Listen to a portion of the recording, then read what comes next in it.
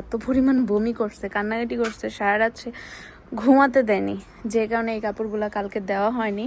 কিন্তু আপনারা আগের ভিডিওতে তো দেখেছেন যে কাপড় চোপড়গুলো ওয়াশিং মেশিনে দেওয়া হয়েছিল। এখন আরও ওই বমির কাপড় চোপড়গুলো ওয়াশিং মেশিনে দিব, কিছু করার নেই। আর এই তো বাসার সামনের এরিয়া। যাই হোক, ওই কাপড় চোপড়গুলো চলুন ওয়াশিং মেশিনে দিই। সবগুলো কাপড় দিয়ে দিছি, দেওয়ার পরে গাছগুলো একটু স্প্রে করে দিই, কারণ যে পরিমাণ রৌদ্র, আল্লাহ, যে পরিমাণ গরম লাগতেছে, অসম্ভব গরম। বুঝতে পারতেছি না ইন ফিউচারে কি হবে।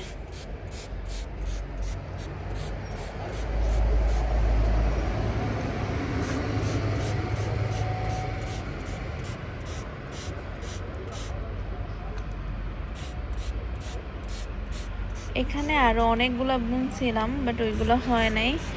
এই কয়টা গাছই হলো দেখলাম। মাশাআল্লাহ, যা হয়েছে আলহামদুলিল্লাহ, শুকর আলহামদুলিল্লাহ, আমি এতে অনেক হ্যাপি।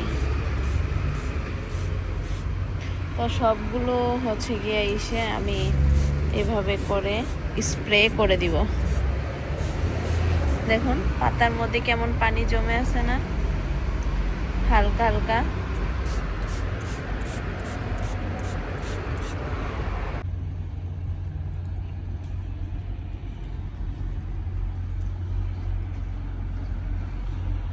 সব কাপড় চোপড় দেওয়া শেষ, আরও অনেক কাপড় চোপড় আছে, সেগুলো হচ্ছে এগুলো কিছু শুকায়নি, ওগুলা দিব।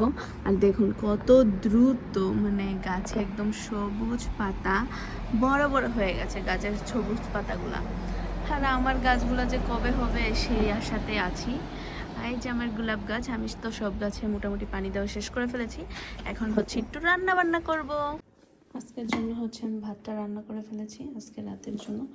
কালকের জন্য একটু প্রিপারেশন নিব। তো এখানে হচ্ছে 2টা বিরিয়ানি প্যাকেট লাগবে। আর পোলাও চাল, একটা পোলাও চাল হচ্ছে 6.5 টাকা বাংলাদেশি টাকা, এখন মনে করুন 1000 টাকা প্যাকেট পড়ছে 2টা। আর এখানে হচ্ছে লাচ্ছা সামনে এনেছি, একটু দেখি যে নারিকেলি দিয়ে লাচ্ছা, সরি এটা হচ্ছে গিয়ে ভার্মি চিলি সেমাই, আর এটা হচ্ছে লাচ্ছা সামনে। ও করিস না, আমি কোই দিকে রাখি নাকি। আর হচ্ছে 2টা বিরিয়ানি প্যাকেট,